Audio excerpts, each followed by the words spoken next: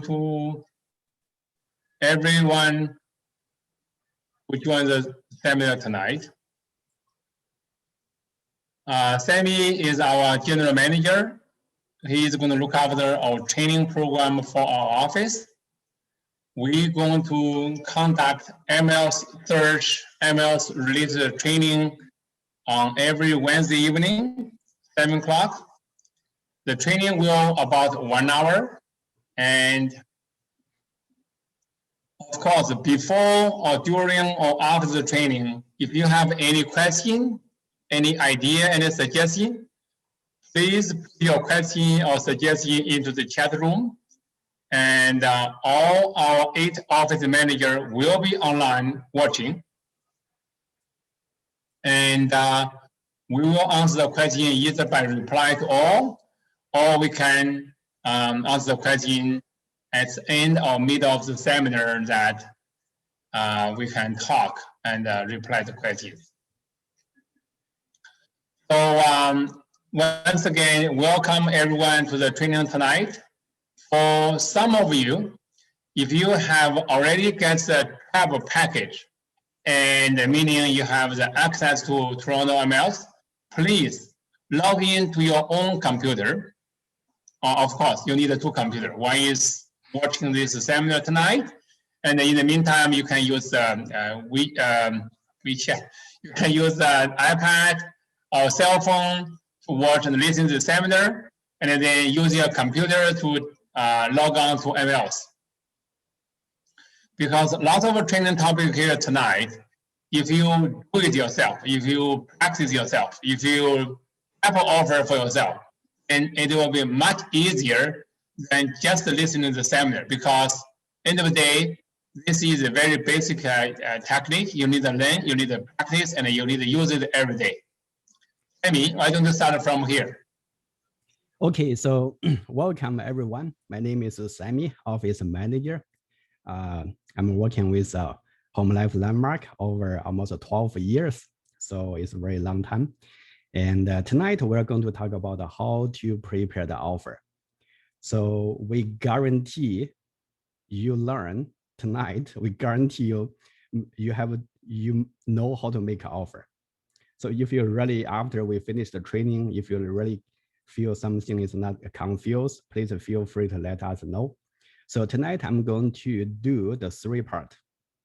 The first part, I'm going to show you how I'm going to make an offer. If there's a buyer said, oh, Sammy, after we show the property, I wanted to put the offer. How I'm going to prepare the offer. The second part, I'm going to break it down, every detail, like how to prepare the offer, and there's a single details. And the third part, I think we can have a discuss. Like if you have any question, feel free to ask. We can discuss. Tony here, I think David, our manager, David is here, and of course I will answer any question if you have. Okay, let's start. Before I start, I want to put a timer here. Just give myself a task. If there's anyone, my client looking for to put the offer, I just want to see how long I can finish one offer. So let's start. Okay, now the buyer said, okay, today we see the property. Let's put any property. I want to put the offer for this property. Now I'm going to start. First is go to MLS listing. And the next one I'm going to here is called the web form transaction key.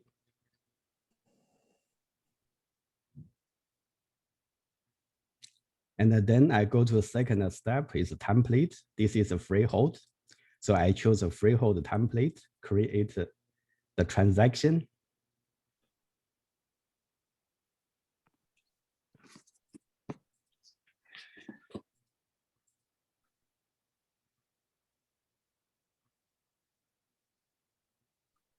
So take it easy because I will break it down every detail in the next part.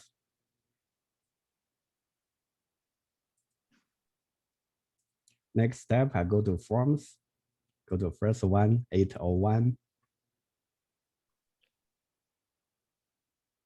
And here, this is a buyer name. Let's say John. And the offer is usually we use by email.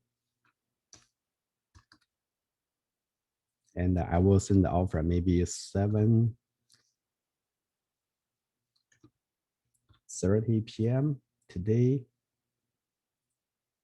Offer irrevocable 11:59 p.m. tonight.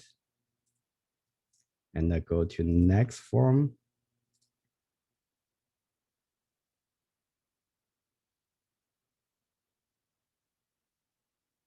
Today's date. And the front on east.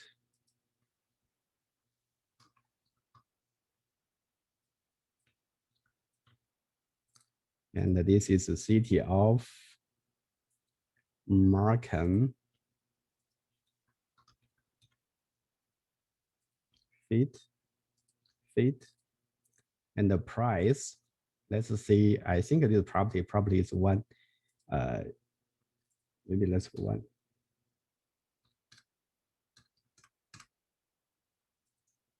And let's use upon acceptance. Let's use 70,000 for the deposit.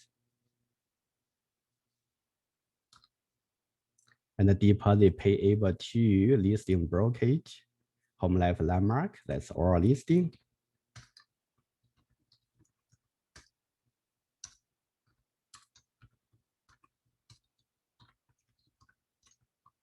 And the next one, schedule B. Next one is a buyer. Next one is 11:59 and the PM. The closing day, let's put usually like 2 months. And here is a multiple. I will not put any facts information. This is Jerry's listing. I will get Jerry's email information. I will go to here, extra copy, and paste chattels. I will go here, put include in. This is a title search, June 16. And the schedule A, everything is done. And then now I go to 320.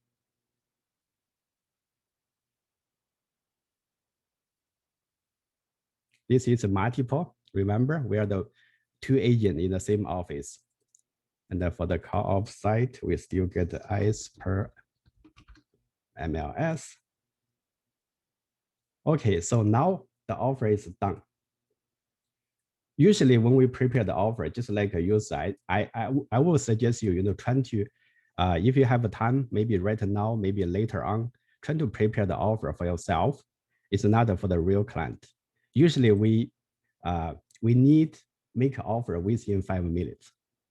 So that is like I just use a 5 minutes timer. I hope you can try to use the timer to test yourself and see how long you can prepare the offer. Okay, so that is the first part. I just finished myself, give myself a challenge. How long I can prepare the offer for the just very general offer. So it's within the 5 minutes, just 4 minutes and 2 seconds. So I hope you can do it. It's not only if you have a buyer, you call the office, said, oh, I have a buyer want to put the offer now, how can I do? It's too late. So always prepare in advance, not prepare at that time.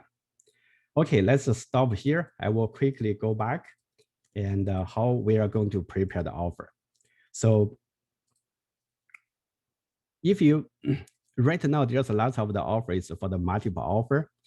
Before you prepare the offer, so few things I think you should to be aware. First thing is before you prepare the offer, always watch the broker remark, because the broker remark will show you how this offer will be present. So if you see that they have a certain date, like offer reviewed Wednesday, April 28th, 16 p.m., that means this is multiple offer. So we should let your client know we have to wait in that date to prepare the offer. But anyway, in the normal case, Okay, I will leave the question maybe later on because I wanted to finish, and maybe after we finish the second part, introduce the offer, how to prepare the offer, and the third part, I'm going to open discuss to everyone. And let's use another sample to prepare the offer because this is already we already finished. Go to brokerage, home life landmark, and go to our office and our office listing. So I will take another sample. This is our office listing. And now, if you kind of want to prepare the offer, so first is as I said, you need to go to here. It's called a web form transaction kit. Even right now, yesterday I have we have an office agent.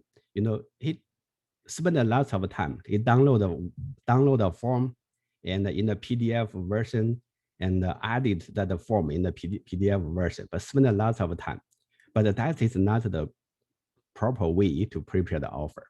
So the proper way is first you need to go to MLS and then go to here. I think you can see here is called web form transaction kit. Click.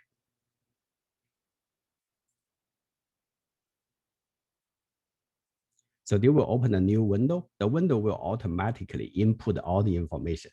The only thing is you have to choose the template. Those template is our office. We spend a lot of time to prepare the template. It's only for our office agent only. Some agent ask me, why, I switch it to another brokerage, I cannot find the template. So that is our office. We spend the time to create all the template for our office agent only. This is a freehold. You should choose 00A freehold. And we have a freehold double end, but usually we don't use double end. But anyway, we should do some modify. Usually we use 00A freehold offer for co-op site. And there's still have other template. I think if you get a chance, you can take a look which one is for your client. If you're buying the condominium, 002A offer for condominium. If you wanted to do the residential lease, you need to choose 00A offer for residential or freehold or condo lease. If you have a commercial lease, 004 commercial lease.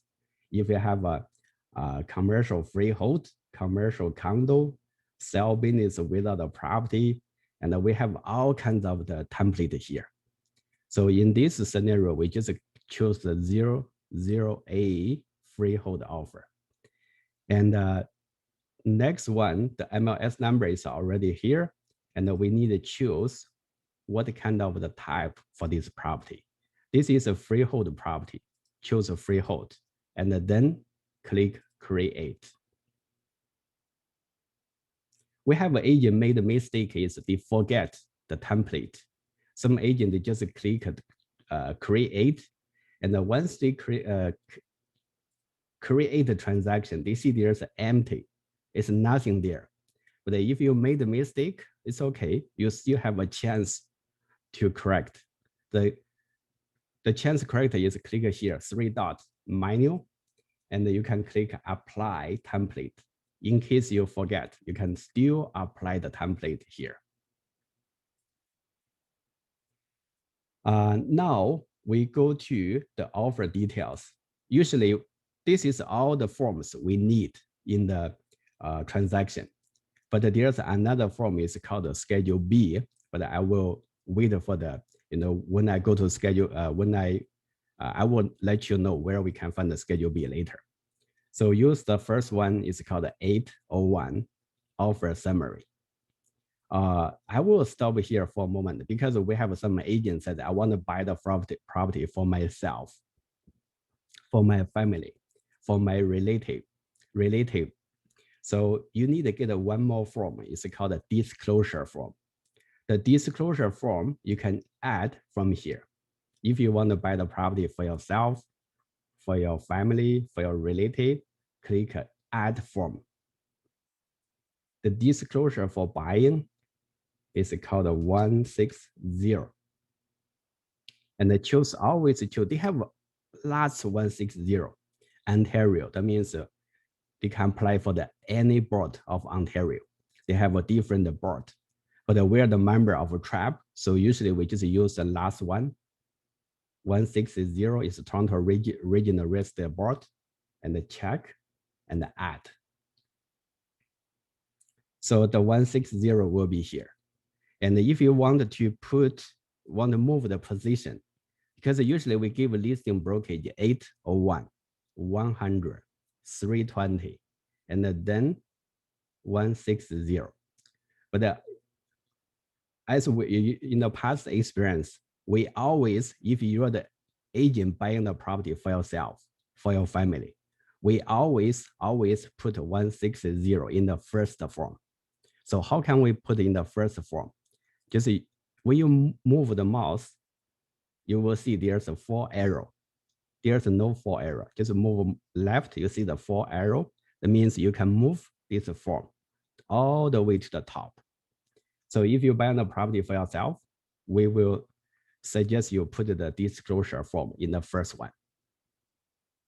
And yeah, I think that is, you know how to add a form. Let's go to the 160. Let's go to the form to add it. You cannot add it from here. We have some agent, they check, they said, how come I cannot go to the form to add it? Here is only check the form. But when you add the form, you have to click here. When you put the mouse hover there, the color will become green. That means you can click and come to edit the form. They will automatically pop in your information as agent and write down your title. If you're the salesperson, select the salesperson. And the property address will automatically pop in. And here, usually people will always get confused. You know, what we should to write information in the explanation. Usually we just write down here, it's like the buyer is realtor. That's it. You can write down the buyer is a realtor. So in another scenario, if you're buying the property, you are going to flip and you are going to sold in the future, very short time. So I will suggest you put some information here. And I know some agents very, very careful. They said, you know, this is buying for myself. I'm not going to do the flip. I'm not going to do the short time to resell.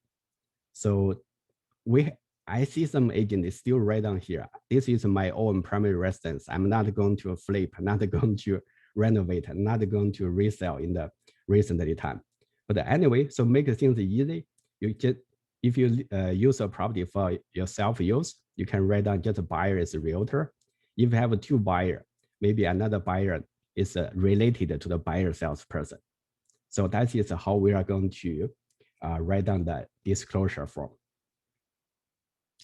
And the next one is very important. Here, I will or I will not receive the commission. In the most of the case, we will suggest you will receive the commission. Because if you see I will not receive the commission, maybe the listing agent or seller said they are not going to pay the commission out. So usually they will get a confusion. You said that you just by mistake, you said I will not. But in the 320 cooperating confirmation, you still write down I will receive the commission. That will create the confusion. So that's why we always suggest you, I will receive the commission. Negotiate with the listing agent, and if the offer affirmed, you may have a chance talk to the listing agent. This is a property used for myself or my family. I wanted to do amendment. I'm not going to receive the commission. That's fine if the listing agent or seller, they are great. So you can do amendment later. So that is the first form for the disclosure. And of course, you have to sign here as a salesperson. And another signature is for the office signature. So if right now, like a weekend, you want to prepare the offer, like a holiday, you prepare the offer, and you cannot send this form to the office, ask a manager to sign it. You can leave the manager or broker signature blank. After the offer accept, send this offer to the office. If you have enough time, you can send this form and send it to office front desk. Front desk will ask a broker record or manager to sign in this line. So the last part, acknowledgement, is for the buyer or for the seller. Listing will give it to listing agent. Listing agent will ask a seller to sign it. So that is we talk a little bit more for the disclosure. And I know some agent, they said, you know what? I don't want to tell them I'm the agent. I don't want to tell I'm the buying for myself, because I don't want in the later, maybe we can, after offer firmed, I will tell them. That's too late. You know, someone there, the listing agent, if you are the buyer agent buying for yourself, always disclose in front. Don't wait for the last minute. I know someone is really new. They said, oh, I don't know, I forget. Talk to listing agent, usually give them the disclosure later on, it's okay. But we still have a lots of the RICO case for the filing to disclose. You will get a penalty. You will get a chance to learn the I forget what's the name, but you have RICO will send you the course to learn. And so I see there's lots of the penalty because of failing to disclose. Nothing to hide, always disclose in the front. Okay, so that is the first form. If you want to go to the second form, click here, transaction form. I see some agents' web form is a little bit aware. They don't have a name, transaction form. But you can see here, it's like a letter size or paper icon. Click that icon. It will give you the list of all the rest of the form. So now we are going to a second form, 801. Click, we will go 801.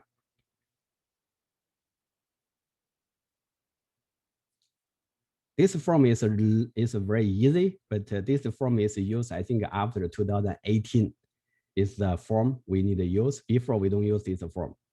And first one, select the date. If you prepare the offer today, just write down select the calendar, write down today's date. And they will automatically pop in the agent's information. The next one is write down the buyer's legal name. This is for the training purpose. I just use John. And if you have a couple, remember, use here and this is the second buyer. But today I see the agent, they told me there's not 2 buyers, they have 5 buyers. How we are going to deal with 5 buyers? So it's not a problem. So we can do it. But usually there's only 2 buyers. If you have more than 2 buyers, let's say you have 3 or 4 buyers, we can share the space like John Smith and Jason Smith and Mary Smith and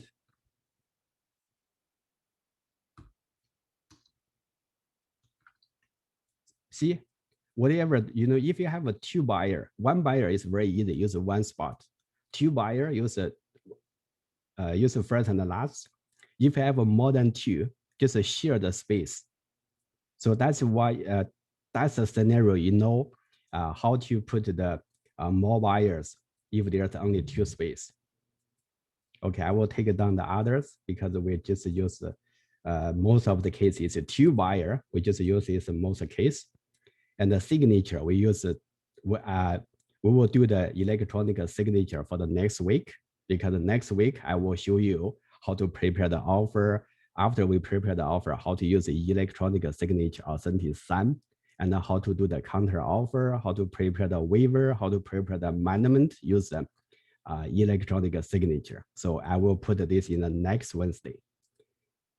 And this offer was submitted. In the earlier year, we use a fax a lot, but right now, I think fax is not the most common to use. And we use email a lot because even right now, the pandemic in the COVID-19 situation, we use email because even the multiple offer, every agent send the email to the listing agent. The in-person is also rare to use. So right now, most of the case is for the email offer. And the to listing brokerage at, that means when you are going to send this offer to listing brokerage. Let's say we have a multiple offer tonight, maybe 9 o'clock, offer registered before the 8. So you can prepare offer now and send it to listing agent, maybe around the 7th, around the 8 or 8:30, because between the 8 or 9 o'clock, you can send the offer to the listing agent. This is roughly time. It's not exactly. Just like you see when you're going to send the offer to your client after they signed, and then you send it to listing agent, roughly. Cannot be like very exactly. So let's say maybe we will send 8:30 to the listing agent, and tonight, and for the most like not multiple offer, we give the irrevocable 24 hours for the most of the case. But for the multiple offer, usually if tonight, we're going to finish tonight. So in case the multiple offer, we will finish by tonight, 11:59. If this is not multiple offer, we're going to give 24 hours. I know some agents said, I don't want to give it too much, only give it 2 hours, 3 hours. So you give it too much pressure to the listing agent. Sometimes the listing agent cannot find the seller. So this deal cannot be done. So be reasonable. Don't just like, I want to give it a few hours to the listing agent. Of course, if we're the listing agent, I know some agent send you an offer, said, I only give you 2 hours. Give me back within 2 hours. Tell the agent, you know what? Because I cannot give you back within 2 hours. Can you please give me a 24 hours, at least like 12 hours? Let the agent to improve. Okay, so that is the first part we finished. And the next one is for the buyer or counter offer only. So we leave the second part blank because this is the initial offer. The first draft offer is not a counter offer. And the rest of the information is for the listing agent. We'll fill the information. We will leave it. So this is an offer summary. We finished. Now we go to the next form. It's called the agreement purchase sale, APS, or offer. This is a very important form, and I will go for every details to explain to every agent. So the date, we already put the date is today's date. So they will automatically pop in today's date. And then the buyer, remember in the first page, we put the buyer's name. So they will come in the buyer's name. And then the seller's name. The seller's name, they come from the system. So usually I will change, I will do some like modify. So this is a two buyer, two seller use one space. That's okay, but usually I will do a little bit better. So I will put in the two different space. This is the first buyer and the second, sorry. This is the first seller and the second seller. I will do some modify because the MLS system import to the web form. They may not exactly 100% in the right spot. We will do a little bit modify. And this is a property address and all the information here, but we go to MLS, you see the front on here source. But is this probably really front on source? We don't know. We have to check it. How to check it? So that is we want to be a professional agent. Professional agents do your own research. Usually we just we cannot rely on the information listing agent provide. We will do our own research, making sure everything is properly, everything is perfect. So Now we're going to make sure the property front on where. Click property line. Above the photo, you will see there's called a property line. Click the property line. If you cannot find, I will leave the mouse here for a few seconds. In the above picture, you see there's a the very, very small, you cannot see it. But if you put hover the mouse, you will see the property line there. Just beside the web form. And then click. They will ask you leave the page. Yes.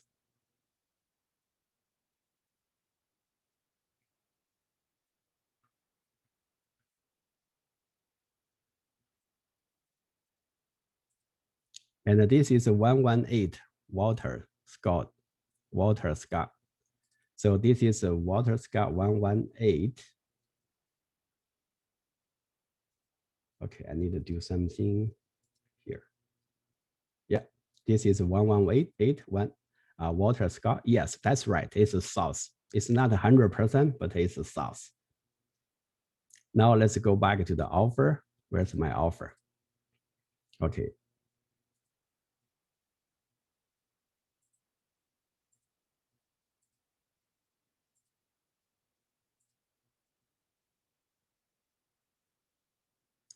In case, I know sometimes you are busy at something else.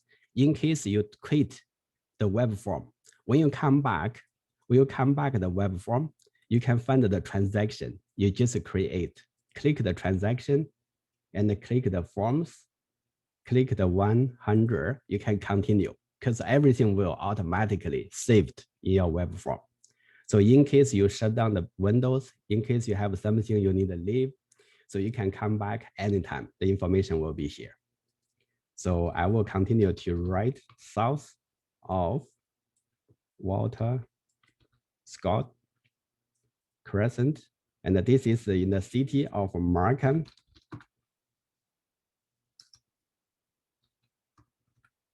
And the frontage.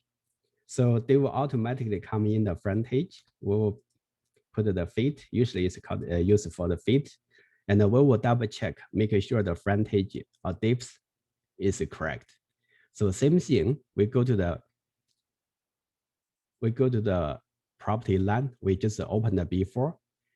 You see there's a frontage 3806, 9843. So we see it for 9843, 3806. That's correct. You know why? Because our office agent, they are trained, they know how to get the information correctly. Okay, so that's correct. And some agent maybe will see there's like, this is regular, but some property is irregular. Let me check which property is regular. This is must be irregular. Because there's like curve, it's not regular. So usually we are going to write down the frontage and the depths. Some leasing agent will write down 5292 is the frontage, and the depth is 0. Some agent maybe they write down the 0 and say this is irregular. But some agent very smart. They are going to here to do the measurement. The measurement, I remember the trap, they have one MLS rule. They said if there's one longer, one shorter. So always use the shorter one. It's not a longer side. So we use here measurement. Click here, we can measure. Roughly 90.23.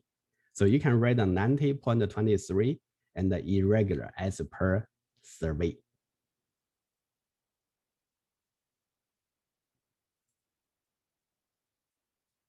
So that is in case that's irregular.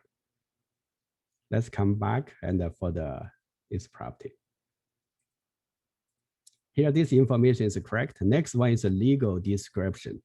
So lot, plan, we can check here the plan number and the lot number 105, 4026. 4026 lot. Yeah, that's exactly right. So the legal description is okay. And The next one, the price. The price is usually we just leave in the last. But if your client told you, you know what, I want to offer the price is, let's say the listing is 1.5. I want to offer 1.6 or 1.7. So we should do a little bit of research and see how much the property will, how much this property will worth. We do the quickly CMA. Usually I will do it this way, just copy the postcode. And then I will duplicate another page.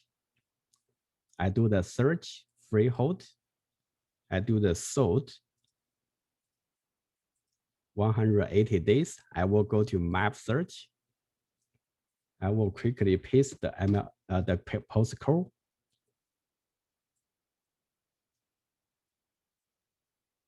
And then I will do the radius search.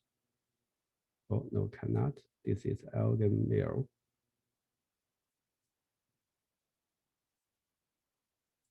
Let me do the polygon. Oh, it's okay. I can do the radius because this is similar. Okay, you can just quickly draw the radius within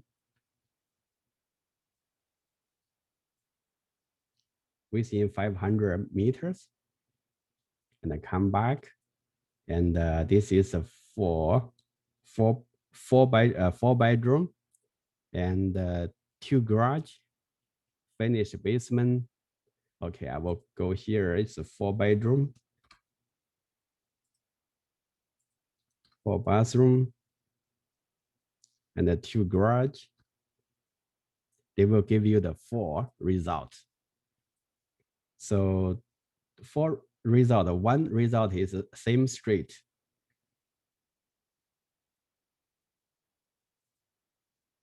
But this is townhouse. Okay. I will click here, detached. They have a 3. The 3, the price is from the 1.4, but the sold price 1.7. And let's go one by one. So this is really similar. And the property tax is 6,715 cents. And here 6,500 is really, really close. 6,700, 6,500.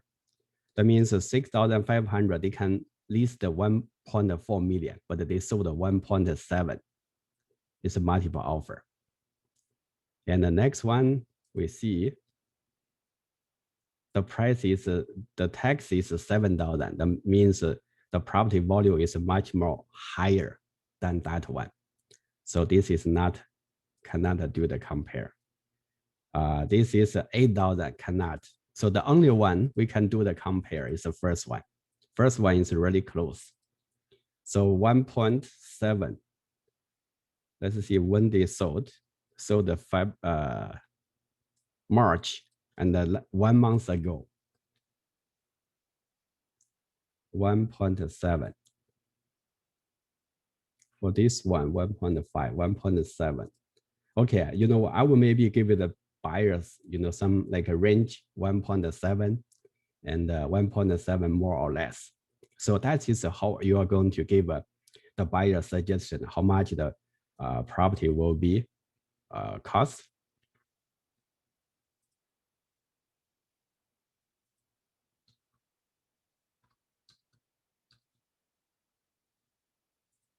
And that is the price. And for multiple offer, I will suggest you ask your buyer, go to bank, get a bank draft. The bank draft usually, for most of the case, I think lots of the agent, you know how much the deposit for the price. We know there's most of the cases 5%, 5% of the sold price. But if the multiple offer, I want to give you some tips. You can increase the deposit from the 5% to 6%, 7%, 8%. Even you can go to 10%, because the more deposit will have a more, should a more the good face for the buyer. So that is in the very similar price. If you have a higher deposit, we're going to help you get the property higher chance. For this scenario, we give, I will suggest a buyer maybe give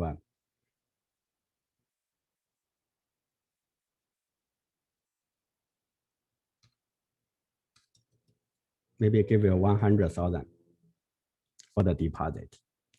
And this listing brokerage is our office. We can write down it's our office.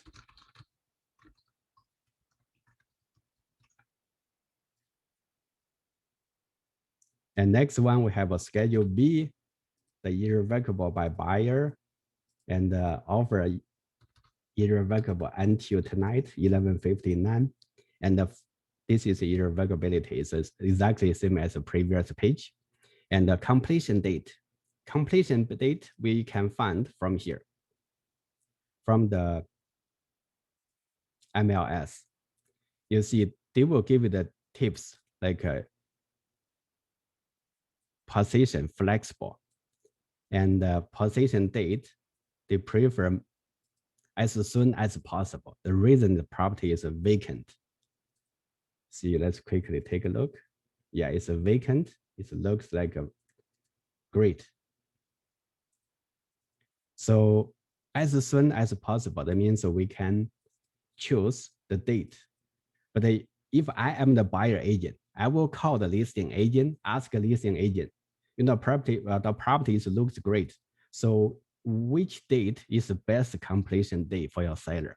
Can you please let me know which date is the best date? If the listing agent told you, as soon as possible, maybe, trying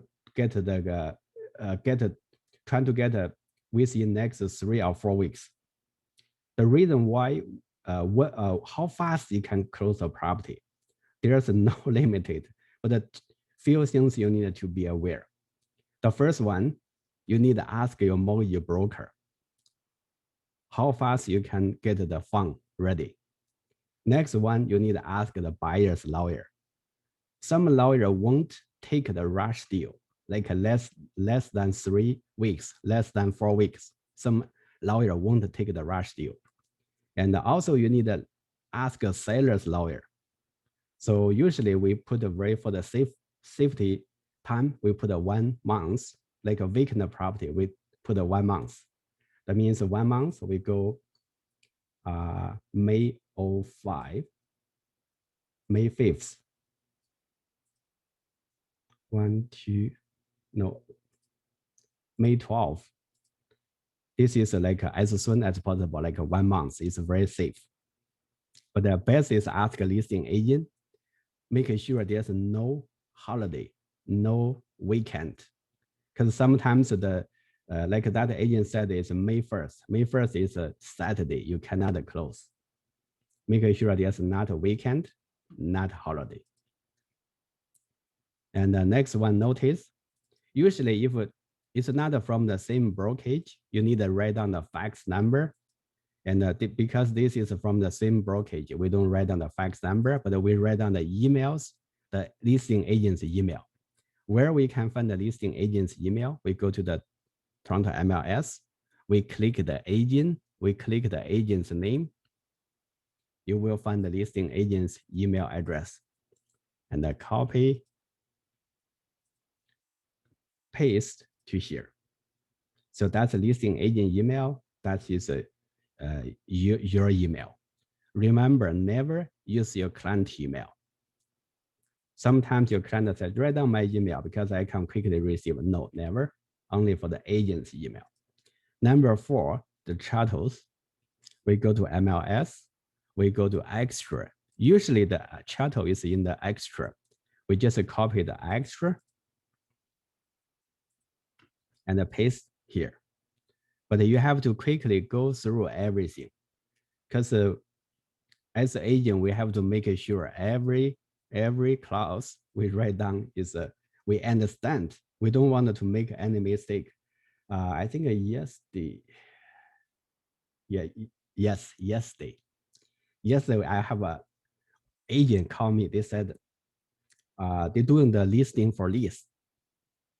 And the tenant agent said, the tenant agent said that the tenant wanted to the brand new washer and dryer.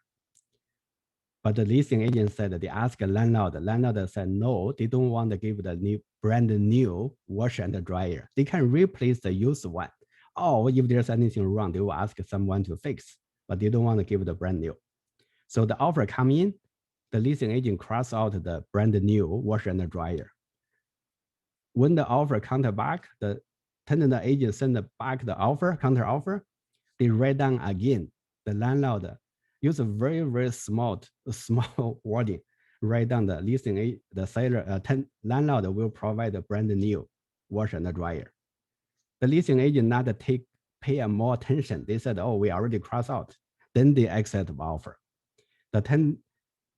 After they accept the offer, so the tenant's agent said that when you are going to replace the new washer dryer, the leasing agent said, we already told you there's not replace a new washer and dryer. But tenant agent check with the offer. We already put there. So that's its problem.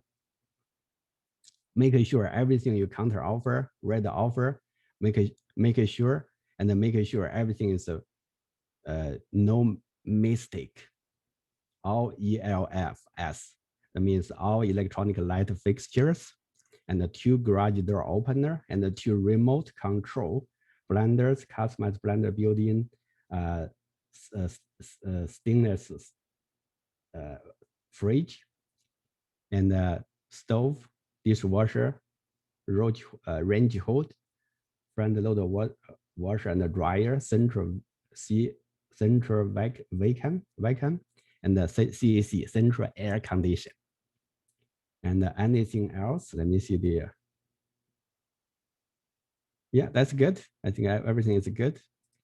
And then if there's something not included, you should write down the number 5. But we don't see anything is not included. But the rental item for the property, usually the property is 2008, 18, 12 years. Maybe the hot water tank is still rent or not. We don't know. So just you can ask a leasing agent. Let the leasing agent ask a landlord, is the hot water tank still a rental or not? But otherwise, we will put hot water tank if rental. But the best is make sure ask a leasing agent, let the leasing agent double check with the seller. Other than hot water tank, is there anything else rent? Sometimes the leasing agent not pay attention, the seller not tell the leasing agent. Maybe the air condition is rent. Maybe the furnace is rent. But before the closing, the buyer's lawyer do the title search. They find their lien on the property for the furnace, for the air condition. That's too late.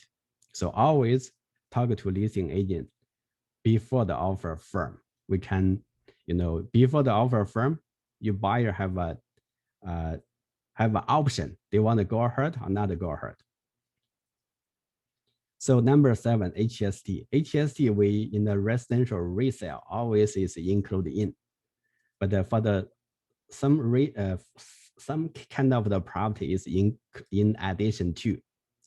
In the most of the resale, we write down included in, but some buyer they ask you, what kind of the situation is in addition to. In addition to, first one is for the vacant property. There's no building in the property, so we may write down the in addition to. But another scenario is if there's like a power of a sale, the bank have a power of a sale, they will ask you write down in addition to. Do you need to pay HST on closing? No, you don't need to pay. But the bank, the financial institute, they will ask the lawyer cross out, they write down the in addition to. So that's it, you have to be careful. And the next one, we go to title search. The title search usually is 2 weeks before the closing. So we know that we use 12, May 12. So 2 weeks is 28 April. You should always be careful because the title search cannot be earlier than the condition waived. Sometimes the closing is very, very close. So if you don't have enough time, you may do 1 week title search, but usually it's 2 weeks. But the title search cannot be earlier than the condition waived. So next one is for the use. The use is we always check here. The property type is called residential. So you can write down the residential. And always, sometimes we run a single family residential. So here we'll give you the type. Some property is linked, it's not detached. Always check here, making sure the property is linked, is detached.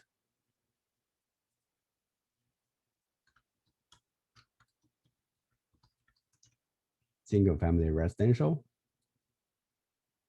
Okay, so for the rest of the information is straightforward, like a condition, no, in the clause in the Schedule A.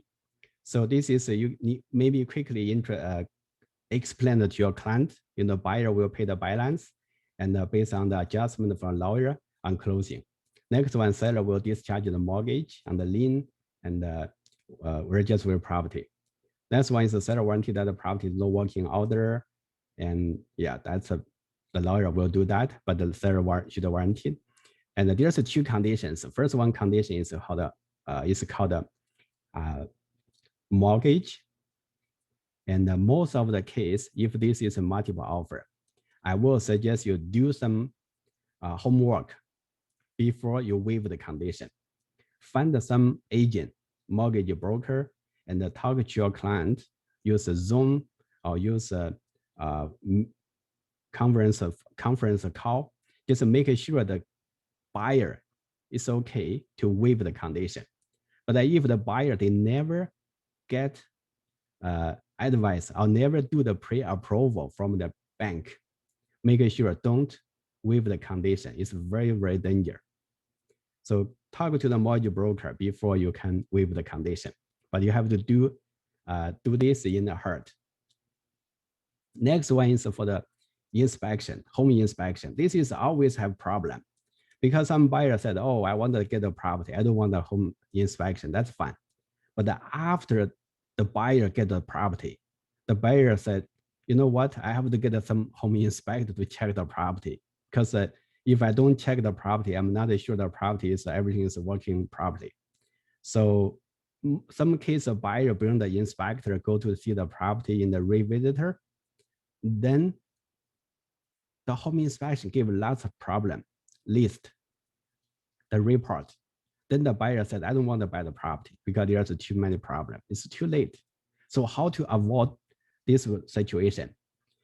I will suggest you first check the property is how old the property, because this property is already 13 years. It's not too old, but also it's not too new. So the best way is if your buyer said, this is my first property, I want to make sure everything is okay. I don't want to live in the property after like 1 month or 1 year, there's a problem. So the proper way is talk to a leasing agent.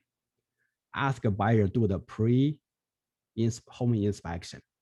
For the multiple offer, most of the seller or leasing agent, they agreed the buyer can bring the home inspector to the home inspection before the offer. So after the home inspection, the buyer know how the property condition is, so they can decide if they want to waive the condition or not. So that is the proper way. 2 conditions, but the 2 conditions, we should always be careful. Ask professional people before you waive the condition. And also right now we need to use another form. Another form I think is I will show you later. That form is ask a buyer. The buyer acknowledge, buyer know they will waive the condition. And also we see our office agent is listing agent. I see some buyer agent, they bring that form together with offer. Because they will let a listing agent know my buyer aware my buyer agreed to waive the condition. So that's very good form. And also we should learn how to use that form. Okay, for the rest of the things, I think it's okay. There's no any things you should be aware. So that is the offer based on the currently the situation is a multiple offer. I will give you some tips how to prepare the offer, how to prepare your client, and finally how to win the multiple offer. I think manager David Chin already did the seminar. So I think if you can, we have a video for that seminar, but if you want, maybe we can ask do another seminar in the later time. It's a very good seminar. So this is how we are going to prepare the form. And there still need 2 forms. One is the format. Oh.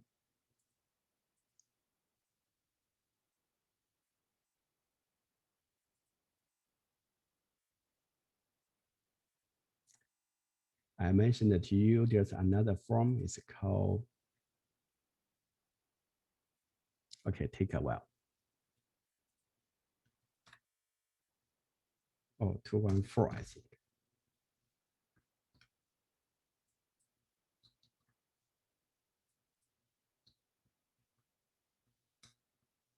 What's going on?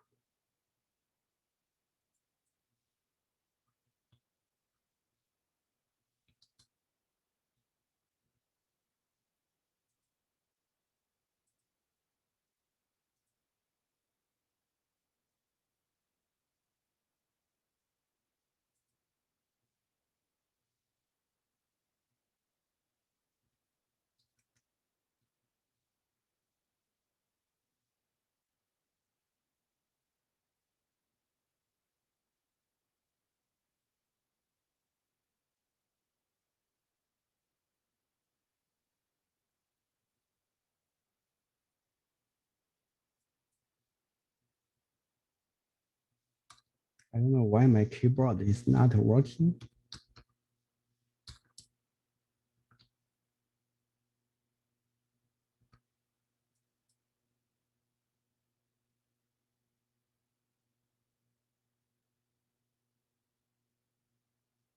Okay, I think something wrong here, but anyway, so that form is basically the form is called let listing agent know, the buyer know they need to waive the condition.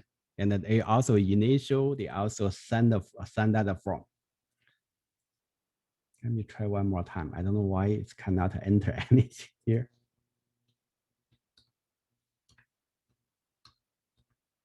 Okay.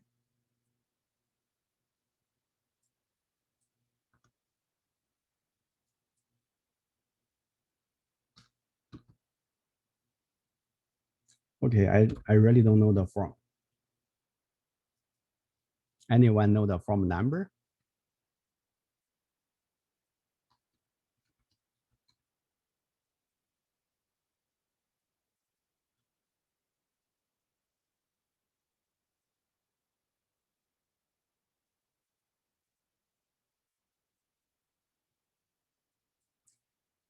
Okay, so I don't want to waste time here, but I will find that form later on.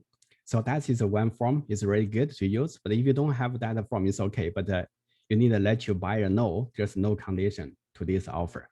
And the next one is called Schedule B. Schedule B is always a check from here above of the picture. It's called to the document. This is a Schedule B for the listing brokerage. And this is our office Schedule B. So that is another form. Okay, so that is all the forms I think we can use. I'll also go quickly for the details for every form. And another thing I think I forget to mention is this is a property when they built, and the owner name, because this is the owner name, we want to make sure the owner is the right person on the jewel warehouse, because we don't want to make any mistake. So that's why we go to the public record property line, PDR. we click here, this go to geo warehouse. They will have one count. Every year you can check 2,000 properties every year. But do one step, further step, if you want to make an offer. If you want to put an offer, make sure the seller is the right seller. So this is the seller name in the land registry geo warehouse. And we check with the MLS, it's exactly right name. So you can use, if you put on the agreement purchase sale, the seller is correct. Okay, so now maybe I will stop here and see if you have any questions. I think you may have a last question here.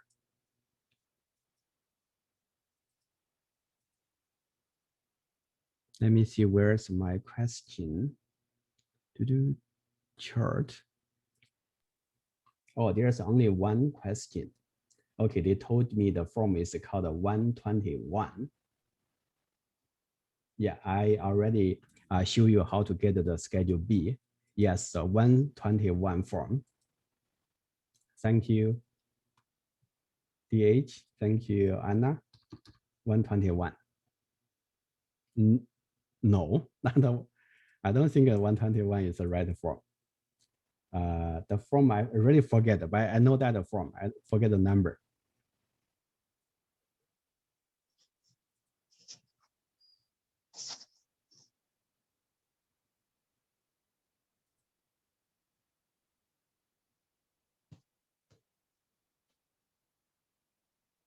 No, this is not the right form.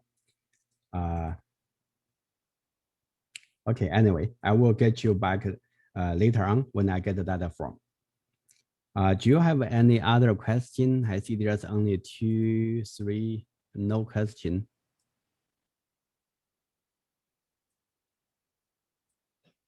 Or anything you want to discuss?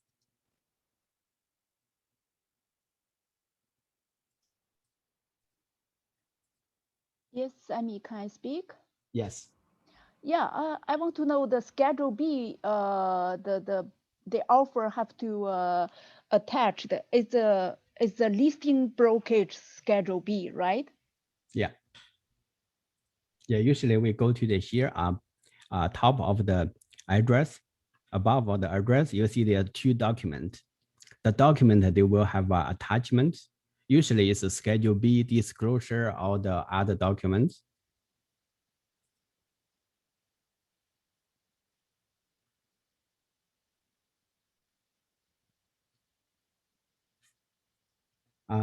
Next question, Su Yan ask a question: how to make sure the property is not problematic house, grow house, someone that there through. Okay, so this is also the very good question. And before we put the offer, always, I will suggest you to do the search. Usually we use our best friend. It's called Google. If you put this property address in the Google, see if anything you can find.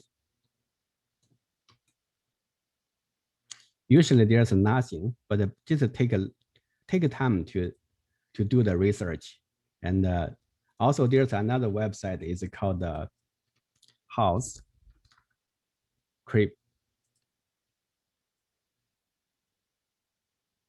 And then we will search the property. And then nothing come out. But other than that property, the neighbor 71, they have something happened.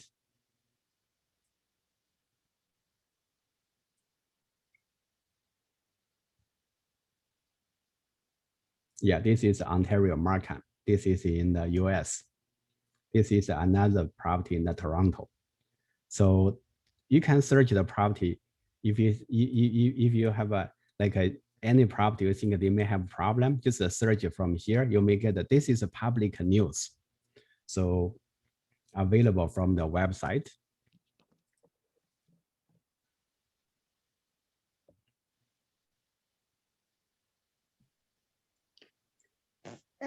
Hi, Simon. Sammy?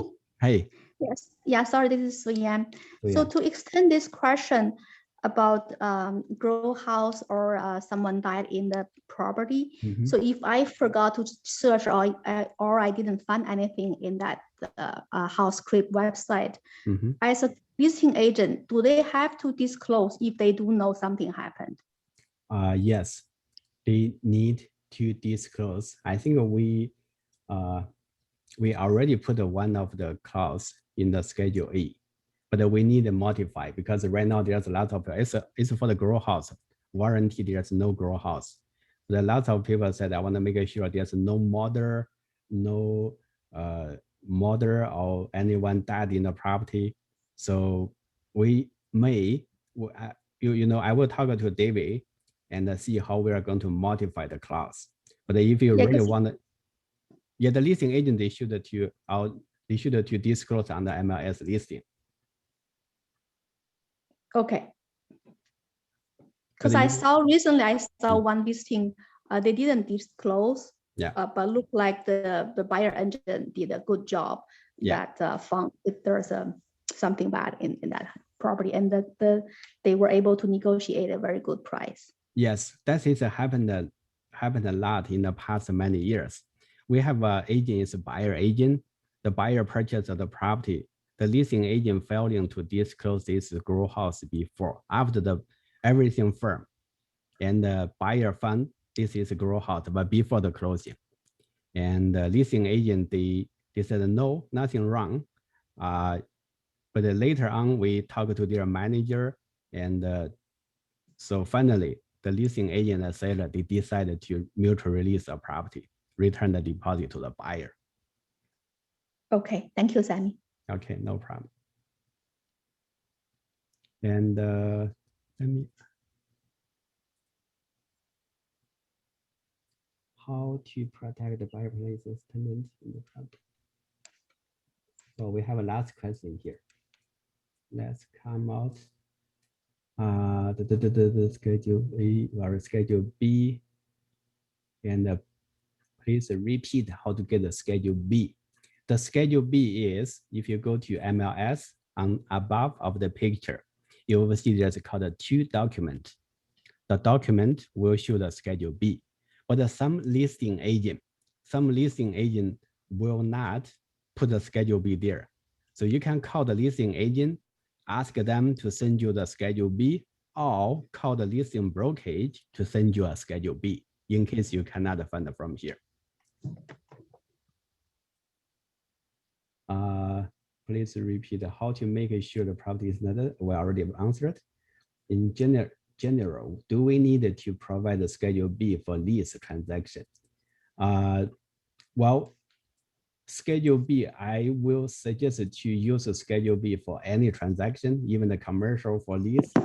But in most of the cases, the leasing agent won't use the Schedule B. But I will suggest if if use the Schedule B. Is there any Schedule A from our office? So the Schedule A is already pre-built in the web form. So this video is already recorded. When check back later on, you will see that how we are going to find the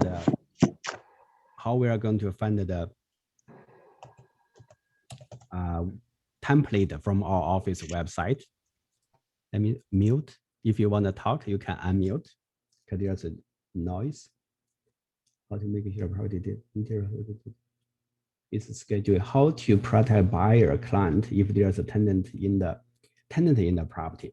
So this is a very, very big topic because we invite lots of the paralegal come to do the training seminar in the office. But the first one, if there's a tenant in the property, and the buyer is investment, is not living by themselves, and the buyer is going to assume the tenant. So what I'm going to do is here, you go to the Schedule A. The buyer is going to assume a tenant. So click here, clause, and write down ASSUM.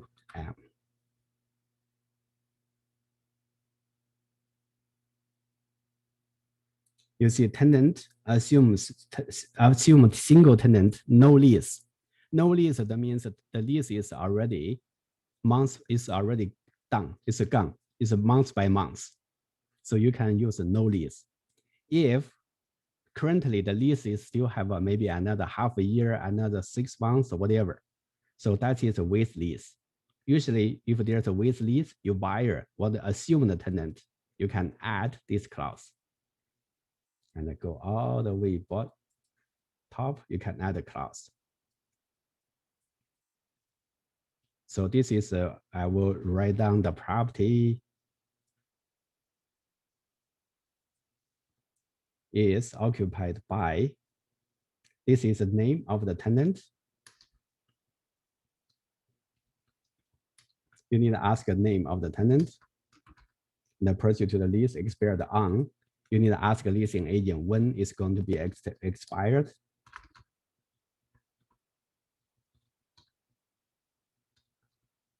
And the seller representative wanted the copy is called a Schedule C.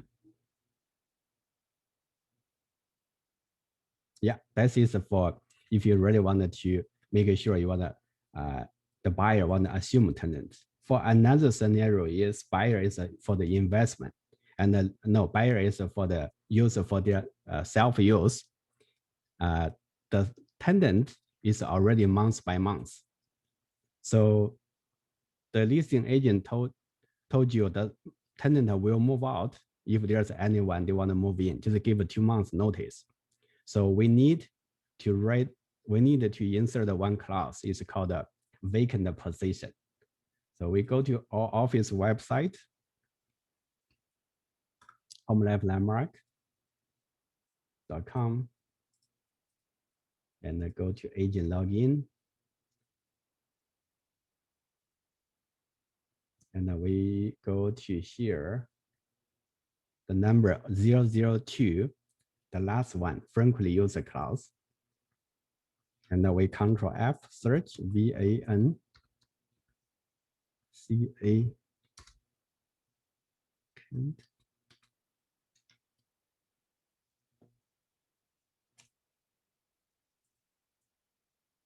Yeah, that is a clause. It's called a vacant position on completion. We copy and paste to here.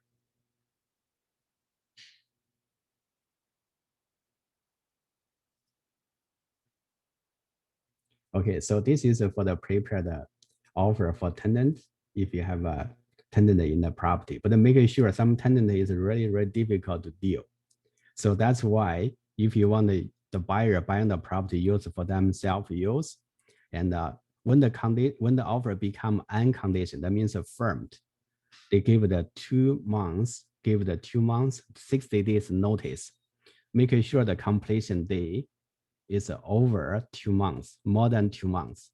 Maybe you put 2.5 months or 3 months, because you want to make sure the buyer, before the buyer move in, the tenant is already get out of the property.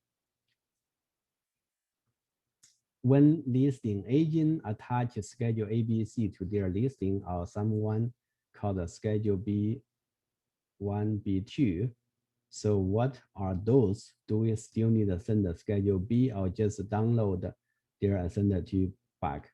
So if you see the listing agent, they have attachment, last attachment, like a Schedule B, Schedule C, maybe a Schedule B1, Schedule B2. So you need to download and attach that schedule, but you need to make sure you read everything, see what is the what is the contents in the Schedule B1, Schedule B2.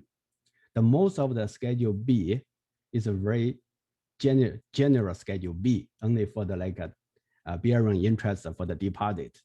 But some listing agent, they put the Schedule C, Schedule B1 or B2 is for the something else. You need to read, you need to make sure you clear and understand what is in the Schedule B or B1 or B2. And then explain to your buyer client.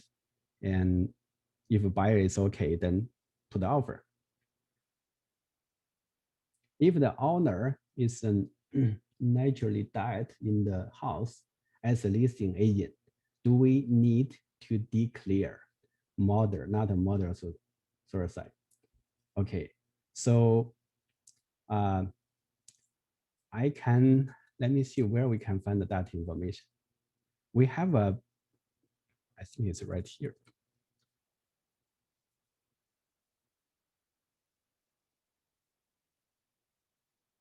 This may take a little bit of time.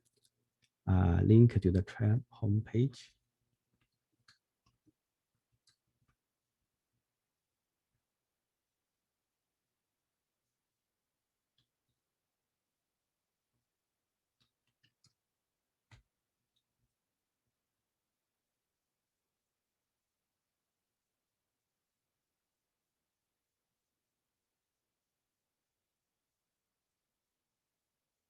Here. I don't think you can read it because this is only for the manager or broker manager available. So it's called the best practice. We go all the way to last one.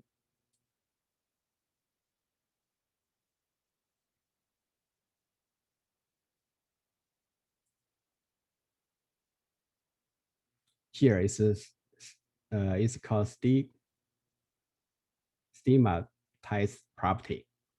So that is we have a full detailed information here. I'm not sure if you can see it.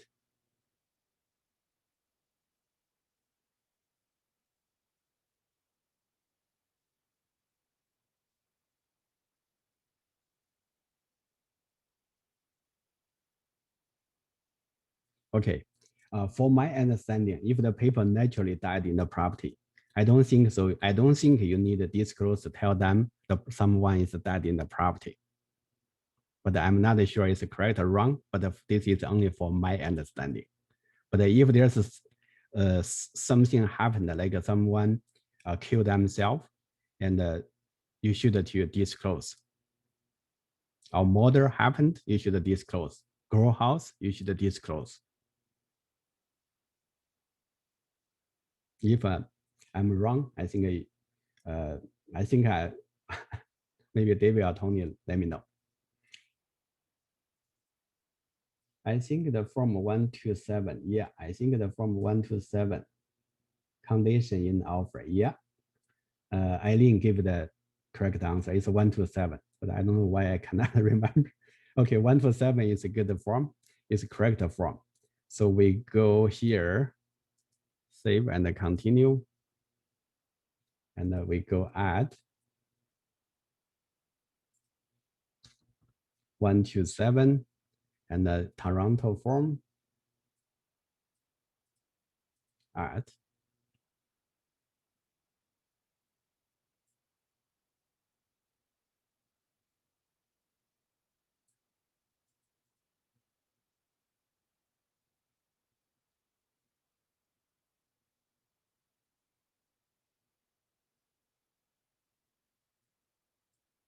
Okay, when they open, we take a look. Yeah, this is a red form, 127. So if your buyer wanted to waive the condition, I think you can ask a buyer to sign this form, initial this form, and let a seller or listing agent know the buyer is like aware that they are going to waive the conditions. Okay, the last question, if the property is a farm or cottage or industrial, where we go to pick up the review different clause. Okay, so if the property is like the farm, cottage, or industrial is a different kind of the type.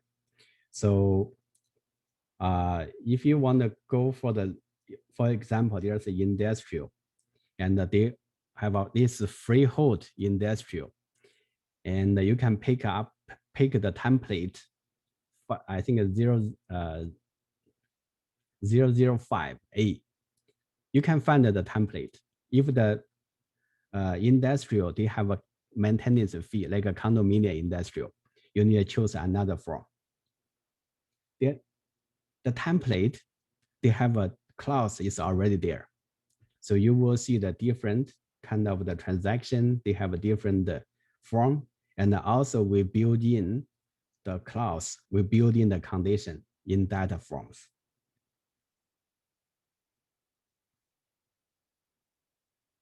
Yes, Tina, that's 127 is right form here.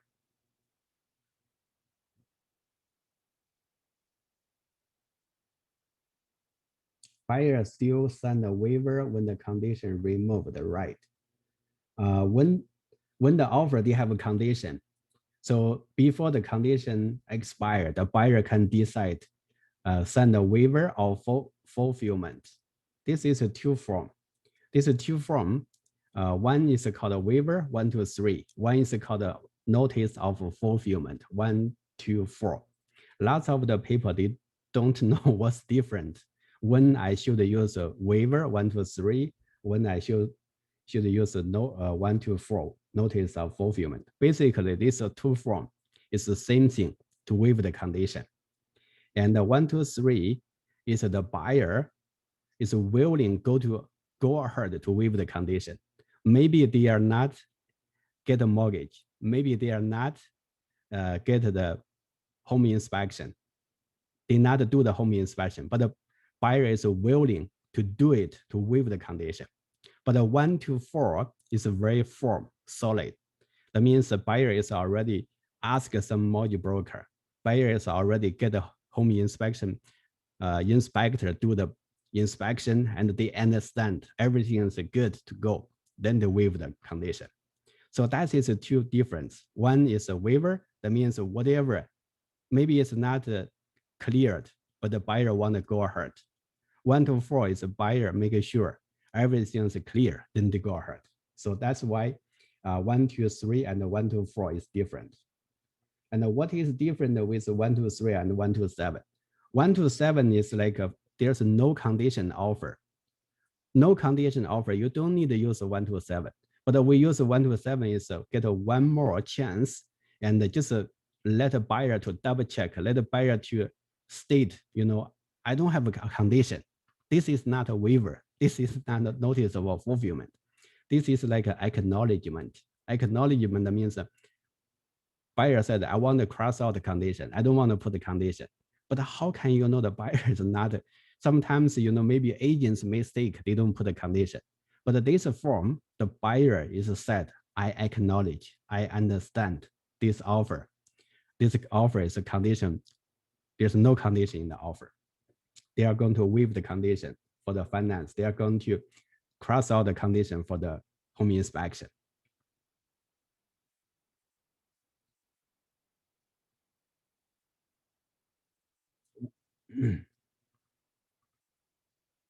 This form is not given to the seller. Well, this form is not mandatory. It's not mandatory because this form is usually only to protect the buyer's agent. Sometimes the buyer, they said, we tell the buyer, if you want to win the multiple offer, you have to take out all the condition. You have to cross out. But some buyers say, okay, because I want to get the property. After they win after in the multiple offer, they win the property, but they change the mind. They said, oh, I think the price is too high. Maybe I pay more. So they will blame the agent. They said, you never told me there's no condition. You never told me I have no way to back up. So that is a very, very, tough situation if you don't have this form. Usually this form is only to protect the buyer agent. But if you want to put this form to the listing agent, to the seller, that's fine.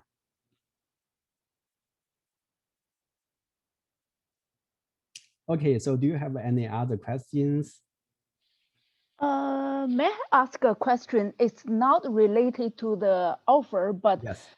Just now we talk about like the house might be stigma, like somebody suicide inside or somebody got killed. Where does the listing agent should disclose it? Like the form, where is it? Remarks? Okay. Some listing agents are really smart. They put on the remark for the broker.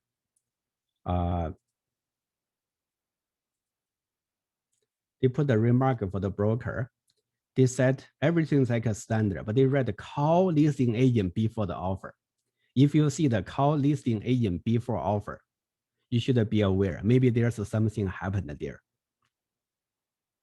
Some agent, they put a schedule C in the attachment. The schedule C is right down the buyer acknowledge this property was used for the grow house. The grow house, we have acknowledged the clause in the, there, let me check. It's okay, but if you buyer acknowledge and agree this grow house, there's one clause is acknowledge for property use for the grow house.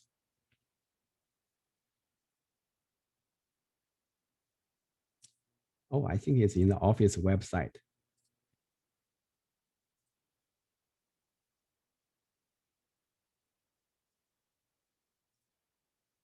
Here.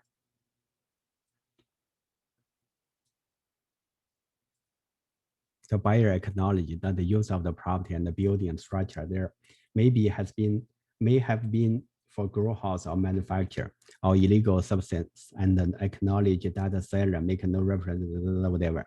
So that is if the property is used grow house, if you are the listing agent, you can copy this clause to Schedule C and put it in the attachment and ask the agent if you put the offer, attach Schedule C. The Schedule C is this information.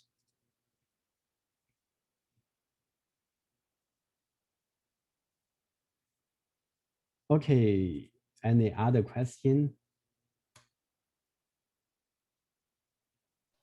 What about if the listing agent not aware of that, like a growing house, or Yeah. the seller didn't tell him? So that's He's why, not a listing agent. yeah, we have to do some our own research. Every time, every time when we prepare the offer, we have to do some research. The first one is to go to the Google, search the property. Second one is to go to house script and see if there's anything wrong. And if you go to see the property, usually I remember when I remember when I was an agent, I see the property is a Sharper and Kennedy. There's townhouse. I think Bonus Road. There's a townhouse. The townhouse. When I see the property, I see the neighbor. The neighbor is just I see the neighbor. I say hello and just talk to the neighbor. The neighbor told me, this property, the police come here for many times because I think they have a growth of marijuana. But if I check the Google, check the everywhere, I cannot find the information. So the property, is the renovation looks like very bad, but the price is good. That is happened, I think, 2008 or 2009. But when you ask some neighbor, the neighbor maybe give you some feedback because they live in there, they know property, they will see the property, who is come to the property, what happened.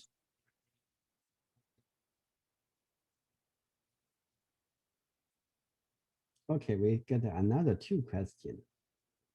Do you research on the house, Google and the house? Do you research on the house on Google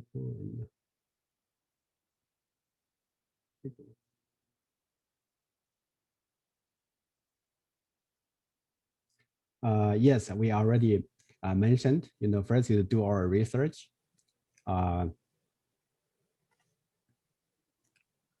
Sometimes Google, they have information. Sometimes you need to do the house. Here is a house creeper.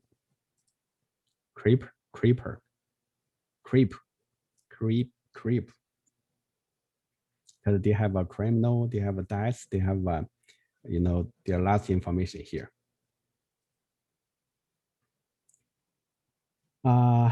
Okay, so that's all for today. I think we already have a 1.5 hour. We are not only to let you know how to prepare the offer, but to prepare the offer for the MLS is really, really foundation. So I hope every agent, trying to prepare the offer within 15 minutes. it's good within 15 minutes. But if you can prepare the offer within 5 minutes, that will be perfect. But trying to get set up your goal, prepare the offer within 15 minutes. And also we'll give you some tips, how to prepare the offer before you do your own research. And I think there's a lot of the tips. I think we can help you and make sure don't get any penalty, don't get any complaint to the RICO, to the trap before you earn any money. Okay, so that's all for today. Sammy, I want to use a few minutes to talk about that. I see there's a lot of new agent in the call this evening, and I see Colin, Catherine, Wendy, Wei Hua. There's lots of names here, and then before they left, I want to say something. Once again, welcome you all to join our team. And I see Sally, I see Olivia, Nelson, Merkel, there's Mark, and Lily. There's so many names, even some of them do not have the real name here. The reason I want to mention this is that as a brand new agent, it is very challenging. And in lots of situations, people say, I don't have a client, I don't have a deal, I didn't make a commission in the last 2 weeks, what should I do? I always say, first of all, be passionate to this career. You like it, you love it, so you do it all the time. So first thing first, I would say, search MLS, get more information of a certain neighborhood, know the property, and study the property, and watch out the existing active listing, and then price change, sold listing in certain neighborhoods, maybe where you live, and then to trace that, what's the price is sold for, what's the property feature do they have, and if it's suitable for you, go out to 2 houses. Even you do not have a client, you can bring your family member, you can bring your friend, you can bring your, maybe any other brand new agent from our office as prospect. Go out to see houses. Okay, where to start? Maybe you start where do you live? I live in a condo. Then I want to know the whole building. What is the price? What's the sold for? If you leave a house, maybe I will check out all the houses for sale in my block. And then take notes. When I say take notes, you can take notes on your phone. You can take notes, in your text message to yourself. Always ask a question. And then we have the 50 plus people tonight join the party tonight. Can I ask a favor to every one of you that either tonight, tomorrow, or within this week, go MLS, find the listing, either a condo, either a townhome, either a freehold house, do an offer, and email to me, let me read it for you. You probably say, oh my God, only going to get a 55 emails to read it. No, guarantee you, half of you will be very lazy. Whatever I say, you don't do it. Unfortunately, that's life. So I would really appreciate that every one of you tonight join the meeting. If you do not know how to do offer, then join the training every Wednesday. And then I'm going to type in my email address here. So email me an offer, either a condo, a townhouse, or freehold. Let me have a quick read. Okay, for me, read the offer, take me only 3 minutes. Okay, I can see, do you make any mistake or not? And be very familiar with MLS. New agent, you should have joined the training for orientation. There's a 3 portion, part 1, part 2, part 3. You'll be very familiar with, how to search property, how to do comparison, how to do a small CMA. Those information are very, very basic, okay? So without further delay, I just want to say, I know that it's already almost 8:30, like 8:37. I just have my personal request. Okay, I'm going to put my email address in the chat room.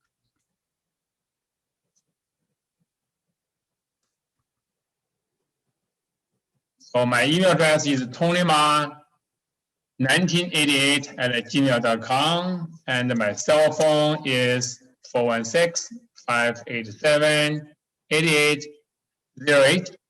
Please do a sample or mock offer, and then you can use your family member as a purchaser. You can use anyone as a do offer for condo, do offer for house. Email me, and if you know how to do DocuSign, you can even put offer, say I'm buying a property for my family, and let me mock sign property. Pretend you were buying for your family member, because I want to know that how do you put the clause properly, and what clause you're going to put there, and then how do you set up the DocuSign if you already know. If you don't know, then come back next Wednesday. We do training for DocuSign, right, Sammy? Next week, right? Yeah. Yeah. So do me a favor, do a favor for yourself. Do it now, do it tomorrow, do it Friday, it doesn't matter. But do not wait until 10:30 in the evening and say, Tony, I need your help. This is the first time I do offer. I don't know where to start. I don't know how to put a clause. I'm kind of nervous. I can do it for you. But I would rather prefer you do yourself. You do yourself a favor, after the offer, send an email to me and yourself, and you can read it. Yeah, then you know how to download the offer as a PDF file, how to set up, how to find the Schedule B, and just like Sammy said, for any property you put offer, for Google search. Google search first, okay? Why do we want to do Google search? Because we want to know any criminal activity happening in the house. Is a grow house, marijuana, or is a criminal site, a suicide, whatever. You want to find the information to protect your purchaser and yourself. Thank you all. I put my cell phone there. I put my email address there. I hope that I didn't type mistakes. tonyma1988@gmail.com. And just like I said again, of the offer, do yourself a favor, and then email me. Let us review together, and then thank you. Thanks to you all. Thank you. Okay, thank you. I will see you next week. Bye-bye.